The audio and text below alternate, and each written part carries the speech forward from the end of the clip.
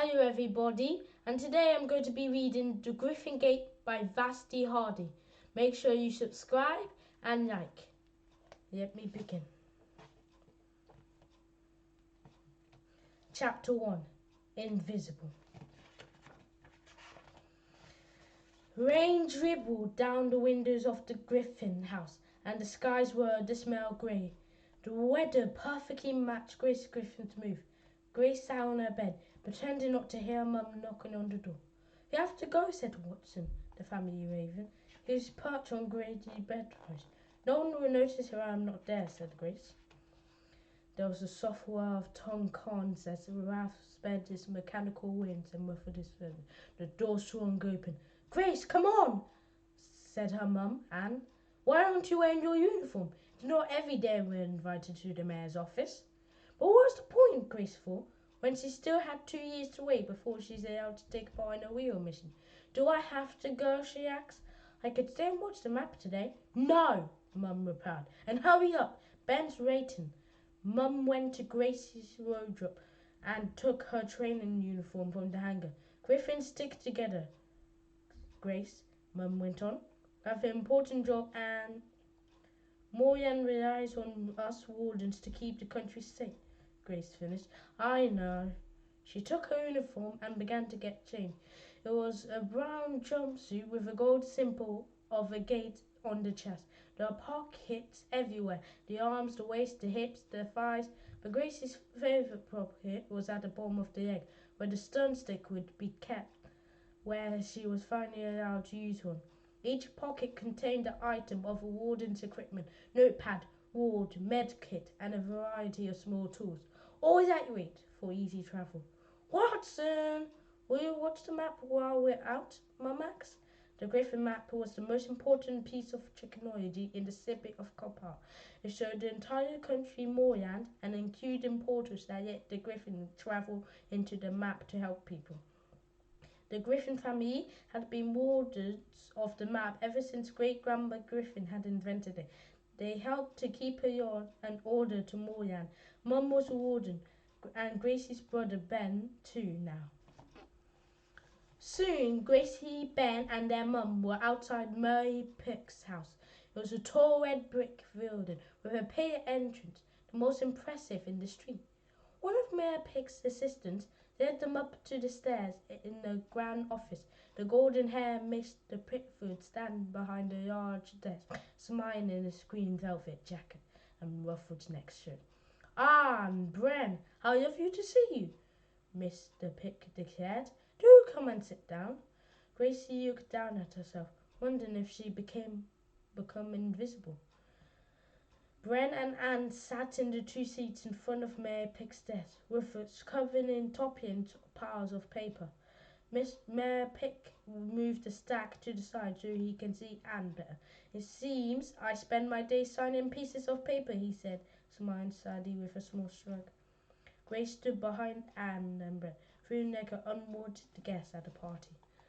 Mayor Pick turned to Ben and said, "Congratulations on your recent mission into the map.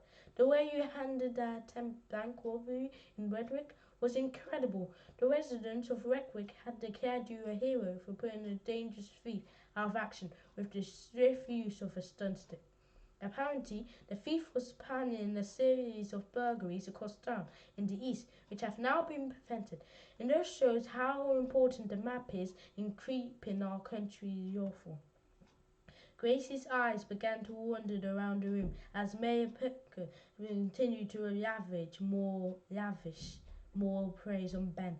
She took the oak shelves filled with books and many spyglasses. Grace counted 32 spyglasses. The mayor must collect them, she thought. Ben began to recount the details of the mission, and Grace shuffled quietly towards the shelves. So if you can see, there's a picture, and this is Grace, and that's her mum, and her brother is on that side, and Mary Pickford is here. Her attention was caught by a large, beautiful spyglass. It was crafted in rosewood and overlaid with a wave pattern and the Merle's family crest, both in gold. The crest was a shield with a P in the centre and a galleon ship on the top. Grace took the spyglass from its holder and raised it to her eye. "What are you doing?" Mayor Pickford snapped. Gracie jumped, and the spyglass slipped from her hand. She fumbled to catch it, but it clattered on the floor. Her back tensed. Mum was sure. "Grace!" he said with great force. "Sorry," Grace said, and flashed a apologetic smile at Pickford. Mum picked up the spyglass and placed it on the shelf. "I'm very sorry, Mrs. Pickford, Miss Pickford," Mum said. "Do forgive my daughter. She's keen, but gets easily distracted." Ben rolled his eyes while Grace followed Mum back to the desk and stood behind the chair. "As I was saying," the mayor continued, "I'd like to give you one of my spyglasses as a reward, Ben. I don't just give them to anyone, you know." The mayor glanced at Grace and frowned. "They're very precious," Mum said. "They can't possibly accept." Mayor Pick. Ben jumped in his chair. "Nonsense, Anne," the mayor argued. "And call me Clement after all. After all, we did go to Coppard Academy of Science together." Mum smiled, but Grace knew she would keep calling him Mayor Pickford because Mum did everything by the rules. They could not allow Grace to go on a mission until he's 15, no matter how much Grace begged. The mayor put a spyglass on his desk in front of Ben. It was just like the one that Grace had picked up. "It's beautiful," said Ben. "My family have crafted spyglasses for generations," said Mayor Pick. "We've become rather good at them." Ben accepted the spyglass, and another of the mayor's assistants saw them to the door. Outside, Mum and Ben both turned to Grace. "Can't you stop fidgeting for one moment?" Ben snapped. "I was so embarrassed when you dropped the spyglass." He stormed off ahead. Mum shook her head. "Your time will come, Grace," she said. Chapter 2. The Griffin's Map. A few days later, Grace and Ben were in the Griffin's map room. Grace was repairing his broken stun stick while Ben was polishing his spyglass, which now took pride on the place of the mantelpiece. The map room was the heart of their home. The high walls were lined with the shelves, heavy with books and mission tools, and a large painting of Grace's great-grandmother Griffin hung above the mantelpiece. The room was painted in blue, of a clear evening sky, with golden stars dotted all around. A brassy globe with auburn rim hung from the centre of the high ceiling, and beneath it was the most important thing of all, the Griffin map. The map was laid out on a huge table. It was made out of thick paper and showed all the towns and villages of Moorland. It had been created so even the most remote places could call for help. Each town or village had its own electrical Griffin Gate on the map. These ornate gold gates looked like the sort that form an entrance to a grand country home. When a call came in, or a town, village that needed help, their gates flashed a different colour. If the gate flashed red, it was emergency. Blue was for small incidents that could get stuck up in the tree, or a lost item, or a minor argument between townsfolk. Mum sometimes moaned that people these days were unwilling to think for themselves and called for help over anything. The warden could touch the gate to teleport to their location.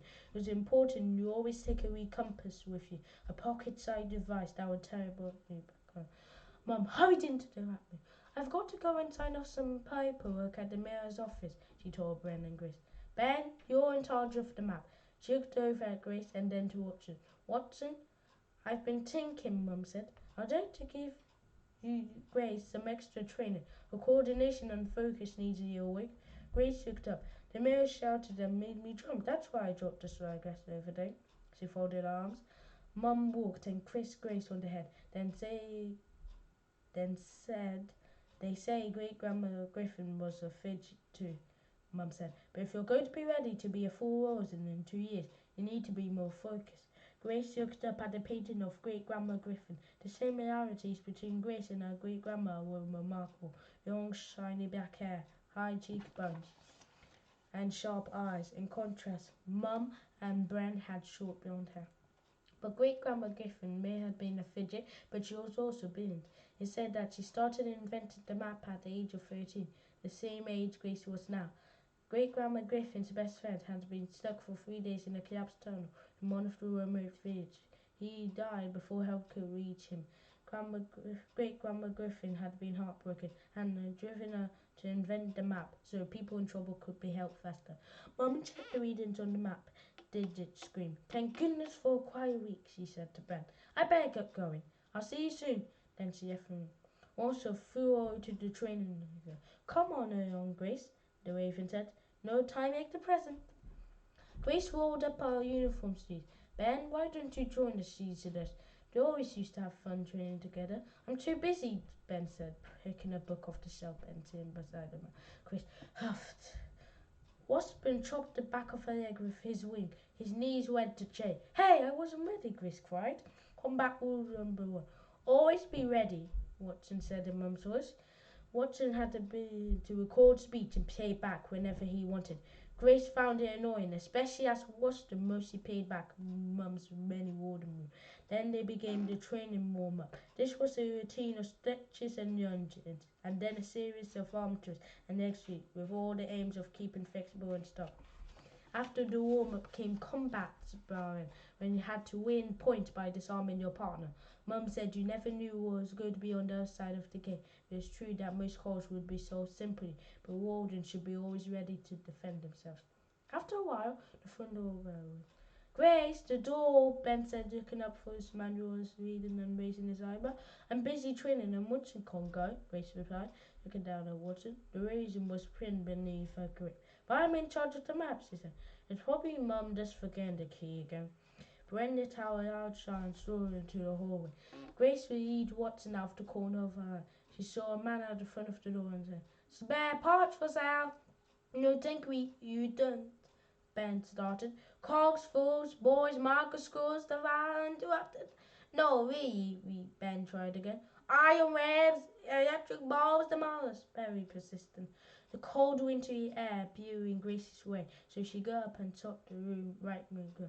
Right, Watson. Best of 5, Grace began, but her attention was suddenly caught by sapphire blue lightning on the map. A call was coming in. Grace hurried over to the table. The light was a small village in the far north, marked Mudford. Someone there needed help. A strange fizzing started in Grace's stomach. Perhaps this was her chance to prove that the age would see. There was no real reason why Grace couldn't answer a call, as she had much training as Ben. The light changed to red. It was an emergency. Someone needed help right now. Ben was still speaking to the man at the front door, and Mum was at the mills. They couldn't ban her for trying to help, surely? Don't even think about it, Watson said, flapping his wings and to land on Grace's shoulder. Ben, Watson started calling. Swift, Grace clamped her hands around the beak. Her mind was hateful. This was her chance to prove herself. She glanced around and saw that Ben had left his re-compass on the arm of his chair, still holding ransom. Grace jazzed over and stuffed the re-compass into her pocket. Then she saw the stun stick which she had just mentioned and shoved it into her ankle pocket.